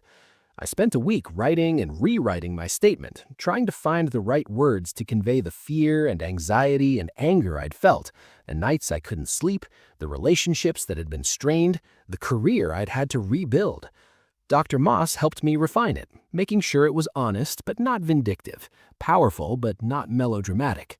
By the time sentencing day came, I had 3 pages that I'd memorized so thoroughly I could have recited them in my sleep. The courtroom was packed again, though not quite as crowded as it had been for the verdict. Tyler and Robert sat at the defense table in suits that looked expensive but couldn't hide how much the past year had aged them. Tyler's hair had gone gray at the temples, and Robert looked frail and diminished, nothing like the confident businessman who'd built Garrison Industries from nothing. Their families were there. Tyler's wife, Amanda, who'd I'd met a few times at company events and who'd always been polite but distant, and Robert's wife, Catherine, along with various siblings and adult children. They all looked shock-shelled, like they still couldn't believe this was happening to them. On the prosecution side, Diana Reeves sat with her team, and Agent Chen and Agent Webb were in the front row. My parents were there again, and so was Jennifer Kowalski, the former accountant whose testimony had been so crucial to the case. Judge Thornton called the court to order and began by summarizing the case and the verdicts. Then she asked if anyone wanted to make a statement before she imposed sentencing. Diana stood and said that Rachel Torres, a victim of the defendant's obstruction of justice, wished to address the court. I walked to the podium on shaking legs, placed my statement in front of me, and looked up at Judge Thornton. She nodded encouragingly, and I began to read. Your Honor, my name is Rachel Torres, and I worked for Tyler Garrison for 6 years. I trusted him. I believed in the company we were building together. I worked hard, stayed late, volunteered for extra projects, because I thought that loyalty and dedication would be rewarded. Instead, when Tyler and Robert Garrison's fraud scheme was discovered, they tried to make me the scapegoat. I described the conversation where Tyler had asked me to take the fall, the threats that followed when I refused, the attacks on my character during the trial. I talked about the nights I couldn't sleep, the anxiety attacks, the fear that I'd lose everything I'd worked for. I talked about how my reputation had been damaged, how I'd had to rebuild my career from scratch, how I still sometimes woke up in the middle of the night panicking that somehow the Garrisons would find a way to destroy me. What Tyler and Robert Garrison did wasn't just fraud against their company, it was a betrayal of everyone who worked for them, everyone who trusted them, everyone who believed that hard work and honesty mattered. They were willing to let me go to prison to protect themselves, and when I refused, they tried to destroy my credibility and my life. I'm asking you to impose a sentence that reflects the seriousness of their crimes and the harm they caused, not just to me, but to everyone they betrayed. I finished and walked back to my seat, and my mother squeezed my hand. Judge Thornton thanked me, and then Marcus Hale stood to make a statement on behalf of his clients. He talked about Tyler and Robert's contributions to the community, the jobs they'd created, the charitable work they'd done, the families they depended on. He argued for leniency, suggesting that prison time would be unduly harsh given their age and lack of prior criminal history, and requesting that they be allowed to serve their sentences at house arrest or in a minimum security facility. Diana Reeves countered with a passionate argument for significant prison time, pointing out that white-collar criminals often receive lighter sentences than people who commit far less serious crimes, and that Tyler and Robert had shown no remorse, had tried to obstruct justice, and attempted to destroy an innocent person's life to save themselves. Judge Thornton listened to both sides, then took a brief recess to consider her decision. When she returned 30 minutes later, the courtroom was silent. She began by addressing Tyler and Robert directly, telling them to stand. Mr. Garrison and Mr. Garrison, you have been convicted of serious crimes that strike at the heart of our economic system. You abused positions of trust, you defrauded your own company, and when you were caught, you attempted to blame an innocent employee and obstruct the investigation into your conduct. The evidence showed a pattern of deception, manipulation, and callous disregard for anyone but yourselves. While I have considered the arguments for leniency, I find that the seriousness of your crimes and the harm you caused warrant significant punishment. She sentenced Robert Garrison to 8 years in federal prison, followed by 3 years of supervised release, and ordered him to pay restitution of $2.1 million to Garrison Industries. She sentenced Tyler Garrison to 6 years in federal prison, followed by 3 years of supervised release, and ordered him to pay restitution of $1.8 million. Both were ordered to report to the Bureau of Prisons within 30 days to begin serving their sentences. The courtroom erupted in noise, Catherine Garrison sobbing, Amanda Garrison shouting that this was unjust, reporters rushing out to file their stories. Tyler and Robert both looked stunned, like they genuinely believed they'd get house arrest or probation, like even now they couldn't accept that they were actually going to prison. Marcus Hale was already talking about appeals, but Judge Thornton gavelled the courtroom to order and said the sentences would stand pending any appellate review. I walked out of the courthouse feeling lighter than I had in a year, like I had finally been able to put down a burden I'd been carrying for so long I'd forgotten what it felt like to stand up straight. Agent Chen caught up with me on the steps and said, "Justice was served today, Rachel. You should be proud." I thanked her, thanked Diana Reeves, thanked everyone who'd helped make this happen, and then I went home and slept for 12 hours straight, the first truly restful sleep I'd had since the day Tyler had called me into his office and asked me to destroy my life for him. When I woke up, I felt different. Not healed, not completely whole, but like maybe I could start to imagine a future that wasn't defined by what the Garrisons had done to me. Over the next few weeks, I started to rebuild my life in earnest. I used some of the settlement money to put a down payment on a small house in a quiet neighborhood in Harrisburg, a place that was mine, that no one could take away from me. I continued working at the tech company and threw myself into my new role as office manager, finding satisfaction in building systems and processes that were transparent and ethical. I kept seeing Dr. Moss, working through the trauma and the trust issues that lingered even after the trial was over. And slowly, carefully, I started to let myself believe that maybe the worst was behind me, that maybe I could move forward without constantly looking over my shoulder. In November, almost exactly a year after Tyler had first asked me to take the fall, I got a letter in the mail from the FBI. It was from Agent Chen, and inside was a brief note thanking me again for my courage and cooperation, along with a certificate recognizing me as a citizen of exceptional service for my role in the investigation and prosecution of the Garrison fraud case. It was a small thing, just a piece of paper, but I framed it and hung it in my home office, a reminder that what I'd done mattered, that standing up for the truth had been worth it, even when it had been terrifying and costly. I also got a letter from Jennifer Kowalski, the former accountant, telling me that she'd found a new job at a nonprofit and was doing well, and thanking me for having the courage to go to the FBI first, which had given her the courage to come forward with her documents. "We did this together," she wrote, "and we made a difference." Christmas that year was quiet and peaceful. I spent it with my parents and Danny and his family in Riverside, and for the first time in over a year, I felt like I could actually relax and enjoy the holiday without the weight of the case hanging over me. My father pulled me aside on Christmas Eve and told me he'd never been more proud of me, that what I'd done took the kind of courage most people never have to find. "You could have taken the easy way out," he said. "You could have let them make you the scapegoat, or you could have just walked away and pretended you didn't know anything. But you stood up, and you fought back, and you won. That's who you are, mija. That's who we raised you to be." I cried in his arms like I was a little girl again, and I felt grateful for parents who'd taught me that integrity mattered more than convenience, that doing the right thing was worth the cost, even when the cost was high. In January, I got a call from a woman named Dr. Elizabeth Warren, not the senator, she was quick to clarify, who was a professor at Penn State and was writing a book about corporate fraud and whistleblowers.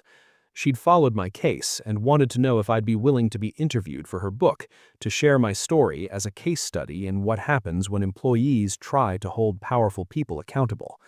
I was hesitant at first, not sure I wanted to relive everything again. But Dr. Warren assured me that she'd be respectful and that my story could help other people who found themselves in similar situations. I agreed, and we spent several hours over the course of a few weeks talking about what had happened, what I'd learned, what advice I'd give to someone facing a similar choice. It was cathartic in a way I hadn't expected, a chance to process everything that had happened and find meaning in it. The book was published the following year, and my chapter was titled "The Cost of Courage: Rachel Torres and the Garrison Industries Fraud." Dr. Warren had done a beautiful job of telling my story with empathy and nuance, and she'd contextualized it within the broader landscape of corporate fraud and the challenges whistleblowers face. I got messages from people all over the country who'd read the book, some of them whistleblowers themselves, thanking me for speaking out, telling me that my story had given them courage to do the same. It was overwhelming and humbling, and it helped me see that what had felt like a personal nightmare had actually been part of something larger, a fight for accountability and justice that was bigger than just me and the Garrisons. In March, almost 18 months after the trial, I got an email from Amanda Garrison, Tyler's wife. The subject line was, "I'm sorry," and I almost deleted it without reading it, but curiosity got the better of me. The email was short and to the point. "Rachel, I know you have no reason to listen to anything I have to say, but I wanted you to know that I believe you. I've spent the past year going through Tyler's files and records, trying to understand what happened, and I can see now that he and his father did exactly what you said they did. I'm sorry for what they put you through. I'm sorry I didn't speak up during the trial. I was trying to protect my family, but I see now that I was protecting people who didn't deserve it. I hope you're doing well, and I hope someday you can forgive me for not being braver." I read the email 3 times, trying to decide how I felt about it. Part of me was angry that it had taken her this long to acknowledge the truth, but part of me understood that it's hard to accept that someone you love is capable of terrible things. I wrote back a brief response. "Thank you for reaching out. I appreciate your honesty. I hope you and your family are finding a way forward." I didn't know if we'd ever communicate again, but it felt like a small piece of closure, an acknowledgement from someone in the Garrison family that I'd been telling the truth all along. Tyler and Robert were both serving their sentences at a federal prison in West Virginia, and according to news reports, they were not adjusting well to prison life. There were stories about Tyler getting into fights with other inmates, about Robert's health declining, about both of them filing multiple appeals that were all denied. I tried not to follow the news about them too closely. Dr. Moss said it wasn't healthy to stay focused on the people who'd hurt me, but I couldn't help checking occasionally, wanting to know that they were actually facing consequences for what they'd done. Marcus Hale had filed appeals arguing that the sentences were too harsh, that the judge had been biased, that the jury had been improperly instructed, but every appeal was rejected. Tyler and Robert were going to serve their time, and there was nothing they could do about it. Garrison Industries itself had been sold to a larger manufacturing company based in Ohio, and most of the employees had kept their jobs under the new ownership. I heard through former colleagues that the new management had implemented strict financial controls and oversight, that they'd brought in outside auditors, that they were trying to rebuild the company's reputation. Some of the people I'd worked with reached out to apologize for not believing me initially, for thinking I was just trying to save myself, and I appreciated the apologies, even though they couldn't undo the isolation I had felt during the investigation and trial. A few people, including my former colleague in HR, told me that they'd always suspected something wasn't right with how Tyler and Robert ran things, but they were too scared to say anything. I understood that fear, but I also wished more people had been willing to speak up, because maybe if they had, the fraud could have been stopped sooner and fewer people would have been hurt. By the summer, 2 years after Tyler had first asked me to take the fall, I felt like I'd finally turned a corner. I was doing well at my job. I loved my house. I'd started dating someone I'd met through a friend, a teacher named Michael who was kind and patient and didn't seem intimidated by my past. I was still seeing Dr. Moss, less frequently now, and I'd started volunteering with an organization that supported whistleblowers and helped them navigate the legal and emotional challenges of coming forward. It felt good to use my experience to help other people, to be able to tell them that yes, it would be hard, and yes, there would be costs, but that doing the right thing was worth it, that they could survive and even thrive on the other side of it. I thought a lot about the person I'd been before all of this happened, the 29-year-old who believed that loyalty and hard work were enough, who'd trusted that people in positions of power would do the right thing, who never imagined she'd have to choose between her career and her integrity. That person felt very far away now, almost like a different lifetime. The person I'd become was harder, more cynical maybe, but also stronger and more sure of herself. I knew now that I could face down powerful people and survive. I knew that I could stand up in a courtroom and tell the truth even when expensive lawyers tried to tear me apart. I knew that I could rebuild my life from scratch when everything I'd worked for had been taken away. Those were hard lessons to learn, but they were valuable ones, and I wouldn't trade them even if I could go back and avoid the whole nightmare. 3 years after the trial, I was sitting in my home office on a Saturday morning, drinking coffee and reviewing a presentation for work, when my phone rang with a number I didn't recognize. I almost didn't answer. I'd gotten cautious about unknown numbers after everything that had happened, but something made me pick up. "Rachel Torres?" a man's voice asked. "Yes, who is this?" There was a pause. "My name is David Chen. I work in the finance department at Meridian Tech in Philadelphia, and I'm in a situation that's similar to what you went through with Garrison Industries. I found your name through Dr. Warren's book, and I was hoping you might be willing to talk to me about what I should do." My heart sank because I knew exactly what he was going through, the fear, the uncertainty, the feeling of being trapped between doing the right thing and protecting yourself. I told him I'd be happy to talk, and we spent the next hour on the phone while he explained his situation. His CFO had been pressuring him to manipulate financial records to make the company look more profitable than it was, and when David had pushed back, the CFO had threatened his job and hinted that if anything went wrong, David would be the one held responsible. It was the Garrison playbook all over again, and I felt angry that this was still happening, that powerful people were still trying to use lower-level employees as scapegoats for their crimes. I told David about my experience, about going to the FBI, about wearing a wire, about the trial and the aftermath. I told him it would be hard, probably the hardest thing he'd ever do, but that he had to protect himself, had to document everything, had to be willing to stand up and tell the truth. "Are you glad you did it?" he asked. "Even with everything you went through, do you think it was worth it?" I thought about that question, really thought about it. "Yes," I said finally. "It cost me a lot, my job, my sense of security, relationships, peace of mind for a long time. But I can look at myself in the mirror and know I did the right thing. I didn't let them make me a criminal. I didn't let them destroy my life to save theirs, and I helped make sure they faced consequences for what they did. So yes, it was worth it." David was quiet for a moment, then said, "Thank you. I think I know what I need to do now." I gave him Agent Chen's contact information. She'd since been promoted but was still working white-collar crime cases, and told him to mention my name when he called. After we hung up, I sat there feeling a strange mix of emotions. I hated that David was going through this, but I was glad he'd reached out, glad that my story might help him make the right choice. Over the next few months, I heard from David periodically.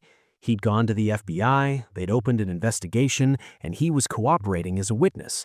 It was following the same pattern my case had followed, and I tried to support him as much as I could, answering his questions, reassuring him when he was scared, reminding him that he wasn't alone. Agent Chen called me at one point to thank me for the referral and to tell me that David's case was solid, that they were building toward indictments. "You're making a difference, Rachel," she said. "Not just with your own case, but by helping other people find the courage to come forward. That matters." It felt good to hear that, to know that something positive had come out of my nightmare. In the fall, I was invited to speak at a conference for corporate compliance officers in Washington, D.C. The organizers had read about my case and wanted me to share my perspective on what companies could do to create cultures where employees felt safe reporting misconduct. I was nervous about public speaking, about standing in front of hundreds of people and telling my story, but Dr. Moss encouraged me to do it. "You have something valuable to say," she told me, "and you might help prevent what happened to you from happening to someone else." So I accepted the invitation, and I spent weeks preparing my remarks, working with a speaking coach to make sure I could deliver them effectively. The day of the conference, I stood backstage waiting to be introduced, my heart pounding, wondering if I really was ready for this. But when I walked out onto the stage and looked at the audience, hundreds of people who worked in corporate compliance, who were trying to do the right thing in their organizations, I felt a sense of purpose. I told them my story, from the day Tyler asked me to take the fall through the trial and the aftermath. I talked about the warning signs I'd missed, the ways the Garrisons had structured things to protect themselves, the isolation I'd felt when I decided to cooperate with the FBI. And I talked about what companies could do differently: create anonymous reporting systems, protect whistleblowers from retaliation, foster cultures where speaking up was rewarded rather than punished, implement real oversight and accountability at the highest levels. When I finished, the audience gave me a standing ovation, and during the Q&A session afterward, person after person stood up to thank me for my courage and to ask how they could better support employees in their organizations who witnessed misconduct. It was overwhelming and humbling, and afterwards several people came up to tell me their own stories of witnessing fraud or abuse and struggling whether to report it. I exchanged contact information with many of them, and over the following months, I became an informal advisor to people facing similar situations, offering guidance and support and reminding them that they weren't alone. It wasn't something I'd planned or expected, but it felt like the right way to use what I'd been through, to turn my pain into something that could help others. Michael, the teacher I'd been dating, proposed to me that Christmas. We were at my parents' house in Riverside, and he got down on one knee in front of my whole family and asked me to marry him. I said yes without hesitation because he'd seen me at my worst, anxious, traumatized, struggling to trust, and he'd stayed anyway, had been patient and supportive and loving. We got married the following summer in a small ceremony in my parents' backyard with just family and close friends, and it was perfect. Standing there in my mother's garden, promising to build a life with someone who truly saw me and valued me, I felt like I'd finally closed the door on the Garrison chapter of my life and opened a new one that was entirely my own. Tyler and Robert both were released from prison after serving about 5 years of their sentences, getting time off for good behavior. I saw the news articles about their release and felt a brief flutter of anxiety, but it passed quickly. They couldn't hurt me anymore. They'd lost everything, their company, their reputations, their freedom for 5 years, and I'd rebuilt my life into something better than it had been before.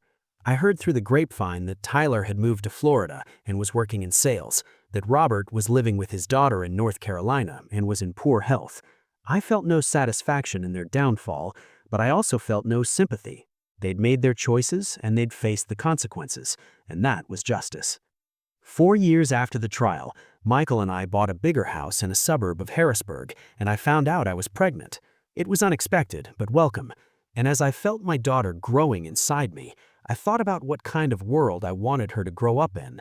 I wanted her to live in a world where people were held accountable for their actions, where doing the right thing wasn't punished, where employees didn't have to choose between their integrity and their livelihoods.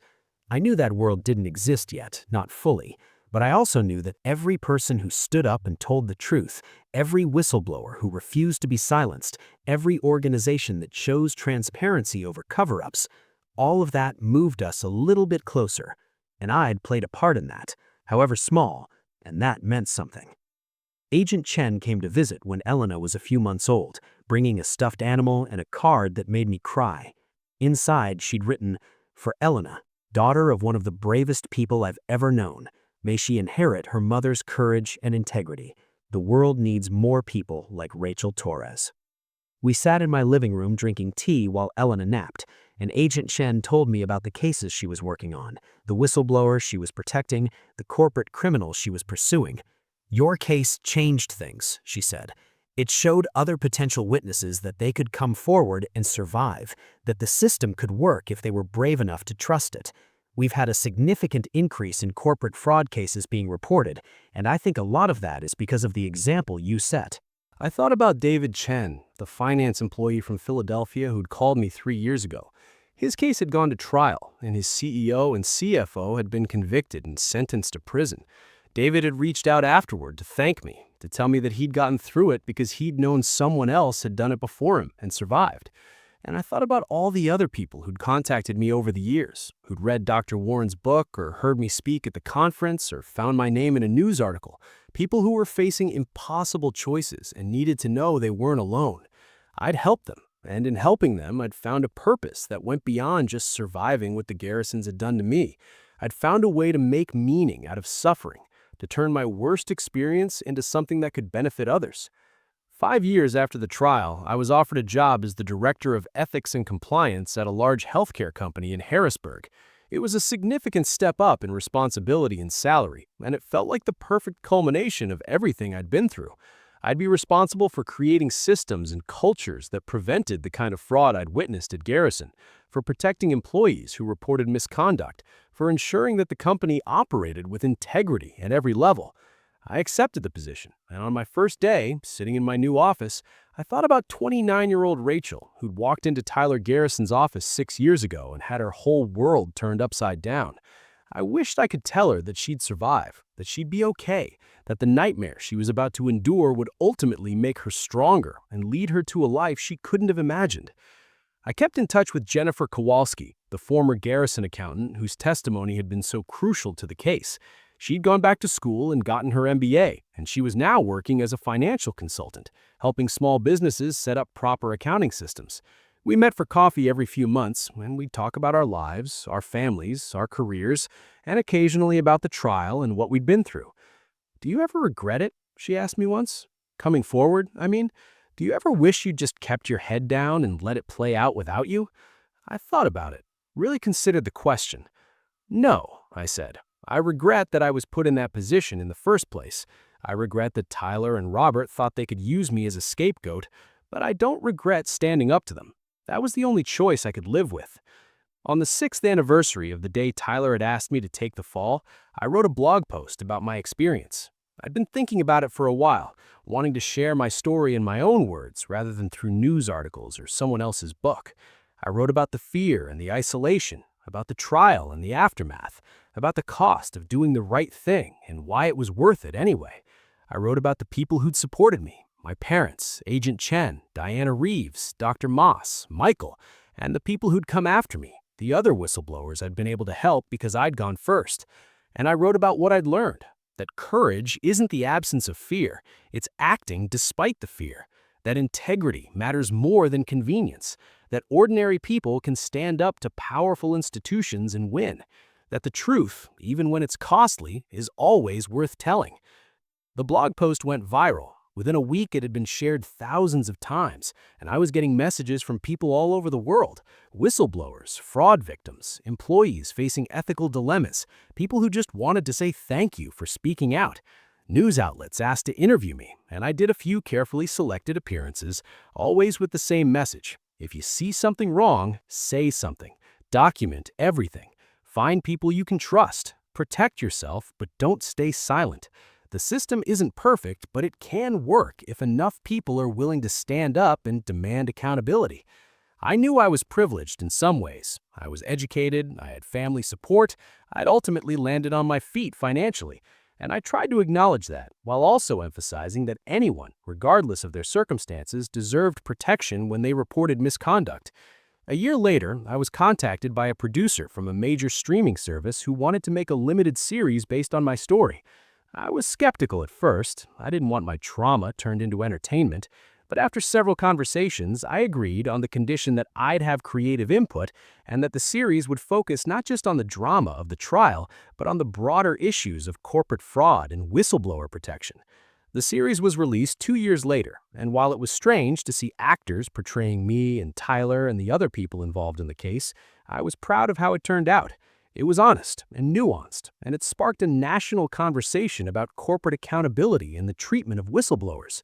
Several members of Congress cited the series when introducing new legislation to strengthen whistleblower protections, and I was invited to testify before a Senate committee about my experience and what changes were needed. Sitting in that Senate hearing room, speaking into a microphone while senators and their staff listened and took notes, I thought about how far I'd come from that morning in Tyler's office when he asked me to take the fall for him. I'd gone from being a scared administrative assistant with no power and no options to someone whose voice mattered, whose experience could shape policy, whose story could inspire others. It wasn't a journey I chose, but it was one I survived, and I'd found a way to make meaning out of suffering. When I finished my testimony, Senator Patricia Murray, who was chairing the committee, thanked me and said, "Ms. Torres, your courage in coming forward and your willingness to share your story has already made a difference for countless people. On behalf of this committee and the American people, thank you for your service." I walked out of that hearing room and called my parents, and my mother cried and said she was proud of me, and my father said, "You did good, mija. You did real good." I called Michael and told him how it had gone, and he said he'd have champagne waiting for me when I got home. And I called Agent Chen, who'd been following the hearing online, and she said, "You're changing the world. Rachel, one testimony at a time, one whistleblower at a time. You're making it safer for people to do the right thing. That's a legacy to be proud of." And I realized she was right. What had started as the worst experience of my life had become something larger, something meaningful, something that would outlast me and continue to make a difference long after I was gone. Now, 8 years after Tyler Garrison asked me to take the fall for his crimes, I live a life I never could have imagined back then. I have a career I'm proud of, a family I love, a sense of purpose that gets me out of bed every morning. I still have moments when the anxiety creeps back in, when I have nightmares about the trial, or wake up in a panic thinking about what could have happened if I'd made different choices. But those moments are fewer and farther between, and I've learned to manage them, to remind myself that I survived, that I'm safe, that the Garrisons can't hurt me anymore. I've learned that trauma doesn't just disappear, but it can be integrated, can become part of your story without defining your entire life. I think about Tyler sometimes, wonder if he ever reflects on what he did, if he ever feels remorse for trying to destroy an innocent person to save himself. I doubt it. People like Tyler and Robert don't tend towards self-reflection or accountability. They're too busy being victims of their own narratives, too convinced that they were the ones who were wronged. But I don't need their remorse or their apologies. I don't need them to acknowledge what they did or to validate my experience. I know the truth, and so does everyone else who matters. The jury knew it, the judge knew it, the FBI knew it, and most importantly, I know it, and I can live with myself and the choices I made.